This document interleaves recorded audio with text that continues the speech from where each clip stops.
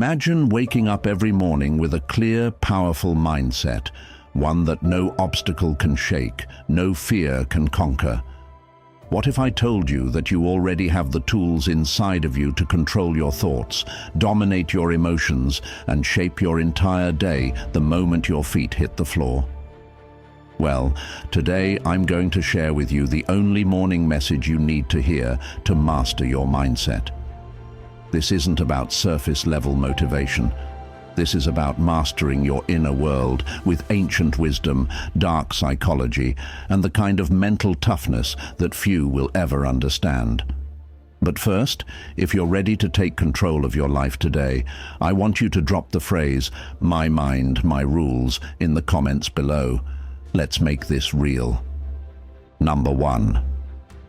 The mind is a battlefield defining your inner environment. Every single day when you wake up, you're stepping into a battlefield. But this battlefield isn't physical, it's mental. Your mind is constantly under attack by external forces, stress, negativity, distractions, and self-doubt. And in the midst of that, there's a battle for control. The question is, who will win? Will you let the chaos of the world control your thoughts and emotions? Or will you claim dominion over your mind, taking command of your inner environment? This is where Stoicism comes into play. The Stoics understood something that most people never learn. The mind is your greatest weapon, and it is also your greatest weakness. They knew that how you perceive the world determines how you experience it. So each morning you have a choice. Will you allow the storm to define you, or will you shape your mind to weather it with strength and clarity? Number 2, control what you can, let go of what you can't. One of the core principles of Stoicism is the understanding of control. The ancient Stoics knew this truth. You cannot control the world around you, but you can always control how you respond to it. You can't control the traffic, the weather, or other people's actions, but you can control your thoughts, your reactions, and your inner peace. Here's where dark psychology comes in. The more you focus on things you can't control, the more powerless you feel. That's the trap. When you focus your energy on what you can change, the thoughts you entertain, the choices you make, and the actions you take, you align yourself with your true power. This doesn't mean you ignore the world. It means you understand that it's not the world that shapes you, but your response to it. So this morning, let go of the things you can't change and reclaim the things you can. Your mindset, your actions, your perspective. What you choose to focus on is what you choose to grow. Now drop the phrase, "I focus on what I control," in the comments and take back your power. Number 3, Stoicism and the power of perception. Here's a secret that few ever realize. Perception is everything. How you see the world determines how you experience it. Think about it. Two people can go through the same situation and have completely different reactions. You could be facing the same traffic jam, the same difficult workday, or even the same personal struggle. But your interpretation of it will determine how much it affects you. One person might see that traffic jam as a sign of frustration, an event that ruins their day. But another person, someone with a Stoic mindset, might see that very same traffic as an opportunity to listen to a podcast, reflect on their thoughts, or simply breathe and accept that the situation is outside their control. That's the essence of Stoicism. It's not the event itself that disturbs us, it's how we judge it. The Stoics understood that our judgments are not just random, they're deeply tied to our desires, fears, and past experiences. And most of the time, these judgments are based on false assumptions or mental distortions. The challenge here is that we often don't even realize we're perceiving things in a distorted way. But here's the power of Stoicism. Once you become aware of how you're perceiving the world, you can choose to shift your perspective. Take a moment right now, reflect on the challenges you're currently facing. Ask yourself, How am I perceiving this situation? Is it really as bad as I think, or is it just my mind projecting worst-case scenarios? Remember, the Stoics didn't deny adversity. In fact, they embraced it. But they knew that adversity doesn't define them. Their reaction to adversity does. When you wake up tomorrow, remember this. The way you choose to perceive your day will either free you or imprison you. Your mindset, your outlook, your judgment of the situations you face, that is your power. You are not a victim of your circumstances, but the creator of your own experience. So, the next time you face a challenge, instead of asking, "Why is this happening to me?" ask, "What can I learn from this? How can I grow stronger through this?" And here's a powerful action for you right now. Drop the phrase, "I control my perception," in the comments below. By doing this, you're reminding yourself that your perception is your power. And when you shift your perception, you shift your reality. Number 4, embrace challenges. Why struggle is your greatest ally. Here's a truth that many people find hard to accept. Struggle is not your enemy, it's your ally. In our culture, we're taught to avoid pain, discomfort, and hardship at all costs. We seek comfort, safety, and security. But the Stoics understood something that most people never realize. Struggle and adversity are the very things that shape us into who we are meant to be. Marcus Aurelius, one of the most powerful Stoic philosophers, wrote, "What stands in the way becomes the way." What does this mean? It means that every obstacle, every challenge, every difficult moment is not something to be feared or avoided. It's something to be embraced. Because in that very challenge, you have the opportunity to grow, to learn, and to become stronger than you were before. When you face difficulties, whether in your career, relationships, or personal life, you can either see them as burdens or as opportunities. The Stoics believed that challenges aren't just random acts of misfortune. They are the universe's way of helping you become who you are truly meant to be. And here's something powerful about embracing struggle. It builds resilience. The more you endure hardship with grace and self-control, the stronger your mind becomes. Your fears, doubts, and weaknesses begin to dissolve, and you become more aligned with your true potential. The discomfort you feel today will prepare you for the strength you'll need tomorrow. This morning, don't shy away from the challenges ahead. Instead, when they come, face them head-on. See them as opportunities for growth, not obstacles to your happiness. Tell yourself, "This struggle is shaping me. This is what I need to become stronger."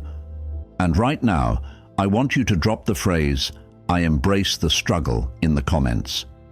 By doing so, you are actively choosing to view every challenge as an opportunity to master your mindset and become your best self. Number 5, the dark side of weakness. How to avoid self-sabotage. Here's something few people will ever admit. Weakness isn't just an absence of strength, it's a choice. Yes, you heard me right. Often, the biggest threat to your success, to mastering your mindset, isn't the world around you, but the habits and patterns you've allowed to take root in your mind. Let's talk about self-sabotage for a moment. The reality is, many of us hold on to weaknesses because they provide us with a twisted sense of comfort. It's easier to stay stuck in a negative pattern than to break free and embrace the unknown. The Stoics understood this deep truth. Seneca, in his writings, warned that we must take great care to not fall into a life of comfort and complacency. When we indulge in weakness, when we allow fear, laziness, or self-pity to dictate our actions, we are choosing to remain enslaved by our own minds. This is where dark psychology intersects with Stoicism. Weakness is the easiest path to follow, but it's also the deadliest. It will keep you stuck in a cycle of unfulfilled potential. The longer you choose weakness, the harder it becomes to break free. That's why the Stoics focused so much on discipline, mental toughness, and self-mastery. They knew that life is hard, and it's supposed to be, but the difference between those who thrive and those who fall is the ability to face discomfort and still take action. You may not realize it, but every time you give in to procrastination, every time you let fear dictate your actions, you're actively choosing weakness. You're choosing a life of regret instead of a life of growth. But here's the good news. You have the power to change it. Starting right now, make the decision to stop sabotaging yourself. Commit to making choices today that align with your highest potential. Each time you feel tempted to take the easy way out, remember that you're training yourself to be stronger, more resilient, and more powerful. And now, I want you to type the phrase, "I choose strength," in the comments below. By doing this, you're making a public declaration that you will no longer allow weakness to define you. Number 6, mastering your emotions, not letting them control you. Here's a powerful truth. Your emotions are not who you are. In our modern world, we are constantly told to follow your feelings, to let your emotions guide you. But if you do that, you're walking a dangerous path. You see, if you let your emotions dictate your actions, you become like a ship tossed around in a violent storm, completely at the mercy of the unpredictable winds. Every gust of anger, fear, sadness, or anxiety could send you in a direction you don't want to go. You'll be reacting instead of choosing. Now, let's take a moment to talk about emotions. They are not inherently bad. They are, in fact, a gift. They serve a purpose. Emotions are signals. They are your inner compass, showing you what's happening inside your mind, your beliefs, and your deeper desires. But just like any signal, if you don't understand it, you could misinterpret it. And when you react impulsively to emotions, you're letting your past experiences and beliefs dictate your actions instead of making clear, conscious choices. The Stoics understood this truth deeply. They knew that to truly master your mind, you must first master your emotions. They weren't about suppressing emotions, because that's not possible, and it's not healthy either. They focused on understanding emotions, observing them, and then making an intentional choice in how to respond. Marcus Aurelius, one of the most powerful Stoic philosophers and emperors of Rome, faced incredible challenges: wars, betrayals, personal losses, and the weight of an empire on his shoulders. But instead of letting his emotions take control, he turned inward. When he felt anger or frustration, he would reflect on it deeply. He would ask himself questions like, "Why am I feeling this way? What can I learn from this emotion?" He recognized that emotions are temporary, they rise and fall, but how he responded to them was entirely in his control. He would then write in his journal, "You have power over your mind, not outside events. Realize this, and you will find strength." In your own life, think about the times when you've let your emotions rule you. How often have you acted out of anger, frustration, or fear, only to regret it later? Maybe you've snapped at someone close to you, or let anxiety keep you stuck in a decision. This is because, in those moments, you allowed your emotions to lead instead of taking the reins. But the truth is, when you become aware of your emotions, and when you question them instead of reacting blindly, you begin to regain control over them. Now, I want you to consider this. In every moment when those emotional waves rise, whether it's anger, stress, fear, or even excitement, stop, pause, breathe. Ask yourself, what am I really feeling? What is this emotion trying to teach me? This is where mastery comes in. Mastery over your emotions is not about ignoring or suppressing them. It's about understanding them deeply and responding from a place of awareness, not reactivity. It's about taking responsibility for how you let emotions shape your actions. When you feel yourself becoming angry, instead of acting impulsively, ask yourself, is this worth reacting to right now? Will my reaction serve me or make things worse? When you're anxious, pause and ask, what am I afraid of? Can I control it? Every moment is an opportunity to choose your response. You don't have to be a victim of your feelings. You can be the master of your emotions, guiding them toward wisdom, growth, and peace. That's the Stoic way. And here's your action for today.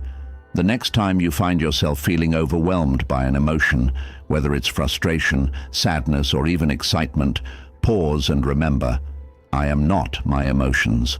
I control my response. Then, when you're ready, drop the phrase, I am in control of my emotions in the comments below. This is your declaration that, no matter what comes your way, you will choose your response from a place of strength, not reactivity. Number 7, your circle of influence, the people around you and their impact. Let's talk about the people you surround yourself with.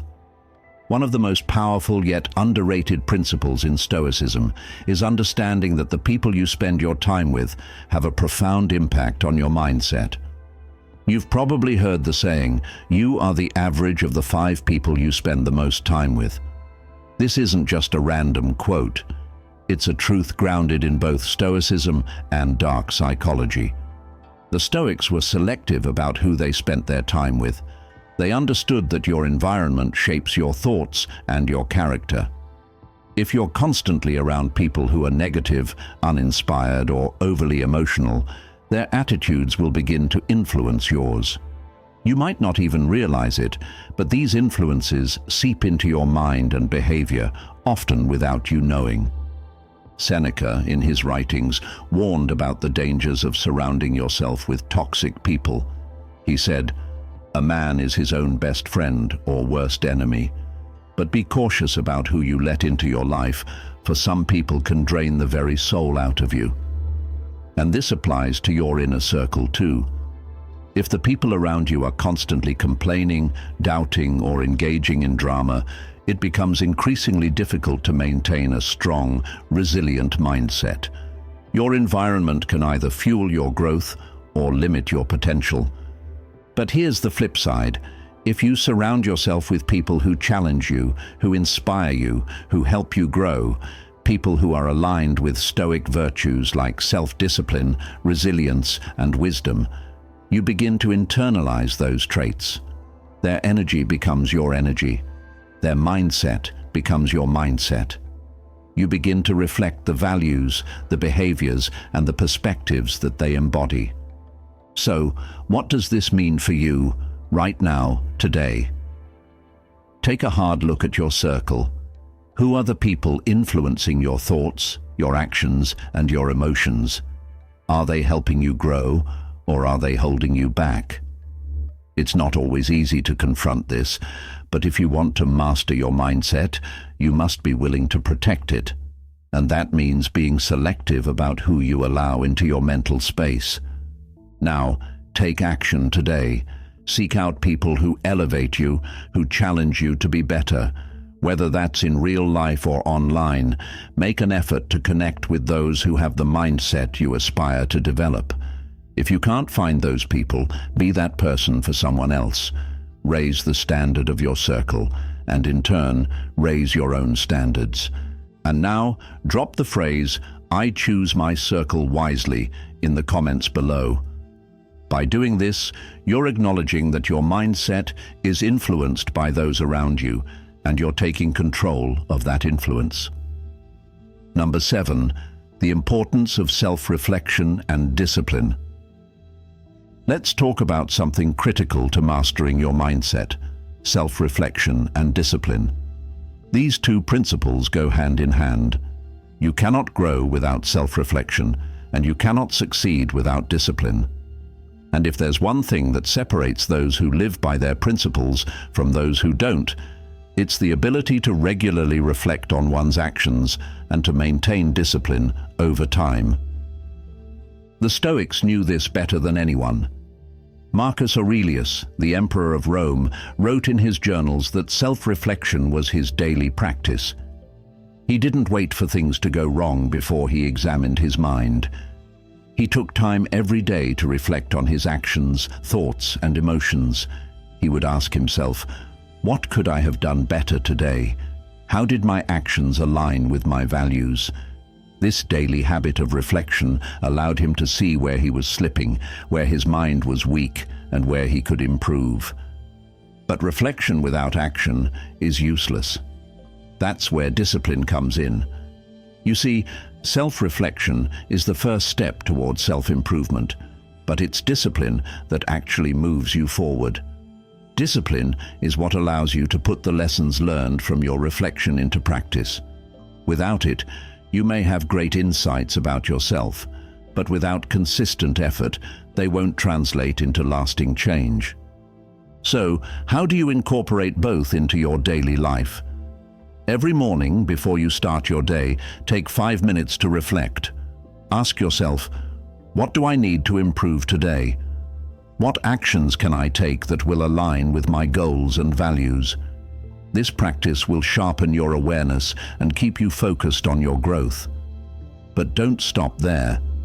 Throughout the day, practice discipline by staying true to your reflections and executing your plan. Self-reflection without discipline is mere thinking. Discipline without self-reflection is mindless action.